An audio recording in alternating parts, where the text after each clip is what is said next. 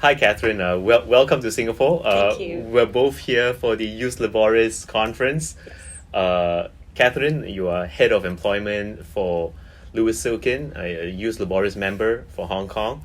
I'm head of employment for Singapore, Ius Laboris member, and from Raja and Tan. Great. Thanks for stopping by and agreeing to have this chat with us. Delighted to be here. We just finished our first plenary, so this is going to be good. Yeah, we're going to really make you work for your coffee. So what we wanted to talk about today, I think, is just about the approach to very important issues of fertility, how government policies and companies support these imperatives in different jurisdictions, and just to have a casual chat about perhaps differing or similar experiences. So maybe we could start off first by just kind of chatting about the level of government support that the Hong Kong government gives to assisted reproductive procedures. Yeah, certainly not enough. And I think this is a topic that isn't what I see many companies focused on at the moment, but I think it will emerge as a trend, particularly where in Asia, and I'm sure Hong Kong, we're in good company with other countries, 1 in 5 person is over 65 years old, and that's just gonna progressively increase. So we have an aging population in Hong Kong, as I'm sure in Singapore as well. Yeah, we do as well. Yeah, so we need to think about assisted fertility treatments, and so far it's very limited from the government. I think that there are certain criteria you must meet. So firstly, you have to be legally married, you have to be under the age of 40, you have to be medically confirmed that you have fertility issues, and then the government would then offer 3 rounds of IVF. And you must not have children in the past. So, you got to meet quite a lot of hurdles to get government assistance. So, but looking at private companies, I don't see many private companies offering, having in place such policies, for example, to provide time off for a collection or for IVF, nor much financial assistance. And I think the reason why is maybe we're not thinking enough about this topic.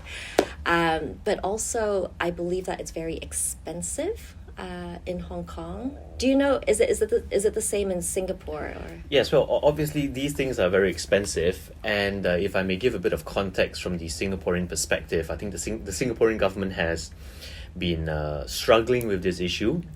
This is a existential issue for Singapore. It's also a generational issue. The Singapore government has approached this 2 ways. One is encouraging the base of local Singaporeans to reproduce, and that has proven to be very difficult. Decades of encouragement. Singapore government is one of the governments that pay couples good money to have children and to have more children, and the more children you have, the Singapore government will pay you more. Wow. And the other way of increasing the population base is by immigration, by adding in foreigners into Singapore. But that also has its political issues and ramifications. But it's a two-way process. But to answer the point about reproductive processes, the Singapore government has a government co-funding scheme for assisted conception procedures at public hospitals, where the government subsidizes up to 75% of IVF processes.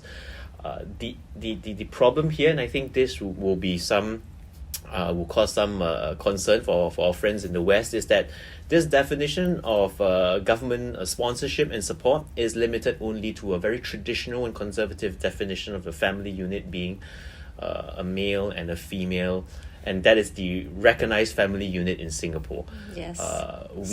Is that the same experience in Hong Kong? Same. Yeah. It's like so I think there are some difficulties. That being said, some forward-looking MNCs do have their own private employee benefit packages that will deal with that, but that is strictly contractual, and that's off the books. Yeah. And that's between the employee to be negotiated with the employer. Yeah. this is still a very sensitive topic regarding issues surrounding what constitutes a traditional family unit in Singapore. Is that the same experience in Hong Kong? Yeah, it's the same. And in fact, if you look at, I was saying earlier that it's very expensive. And maybe one of the reasons why employers have not adopted the insurance coverage to include fertility treatment is that there would be a massive hike in the premiums. So right now what I'm seeing is that your insurance coverage for your employees, there's a specific carve out for fertility assistant treatments. But I'm hoping that would change, because if you look at our workforce, right, we have a lot of women and men and women entering into the workforce, and you have a pretty good gender balance, right? Or maybe slightly more women. And then you get to middle management and it's like quite balanced. And then you go on to senior management, and then, women drop off like flies because of, certain socioeconomical reasons, like someone needs to take care of the family, or, it could be a man. But in most cases, we've seen a lot of women drop off when it goes to the senior management. I'm curious to ask this question about the Hong Kong experience, and I'll share the Singapore bit in a while. But for high-powered, highly valued expatriates going to Hong Kong, how much of a factor are these benefits relating to reproductive rights, support from the company? How important are these factors? Do they play a role in having the employee agree to be an expatriate and move to Hong Kong for a high-powered job, for example? I haven't seen much of that trend yet, but if there are high-powered employees or that have a really great earning capacity, what I have seen is that women want to choose when they would like to have children, or at least preserve the option of wanting to have children future but not now.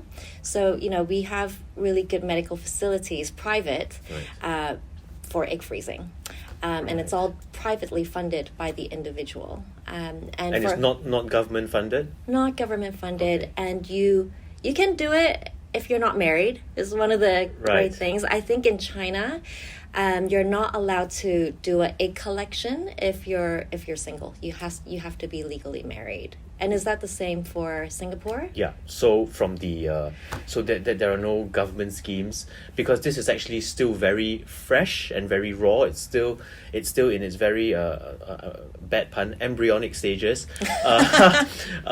Just only last year, the Singapore government allowed women to harvest and freeze their eggs. Yeah. But under very strict Ministry of Health criteria.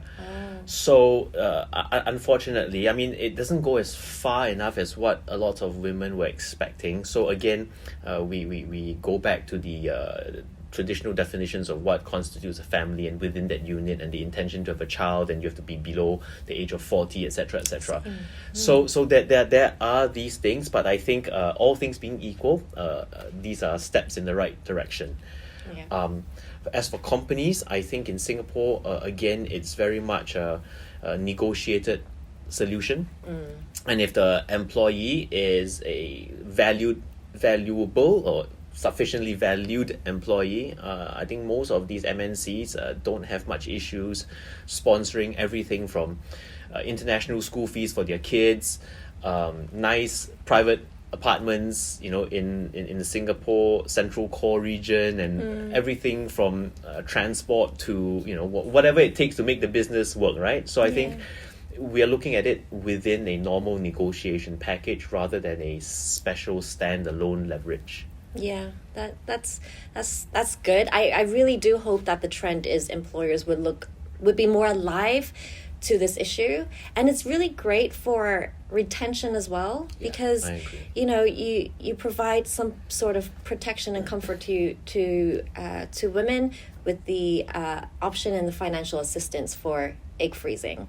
With IVF, again, it's very expensive, so it'd be great if this is something employers would focus on going forward. And I think the closing remark would then be the fact that while both our governments have some form of support, I think ultimately to close the gap, the final mile, I think employers have to be very cognizant of the fact that after all, HR is a people business, and if they want talent, and if companies Yes. espouse things like people are our greatest asset, then they have to act and behave in that same manner. I agree. And to help their workers be the best versions of themselves. I agree.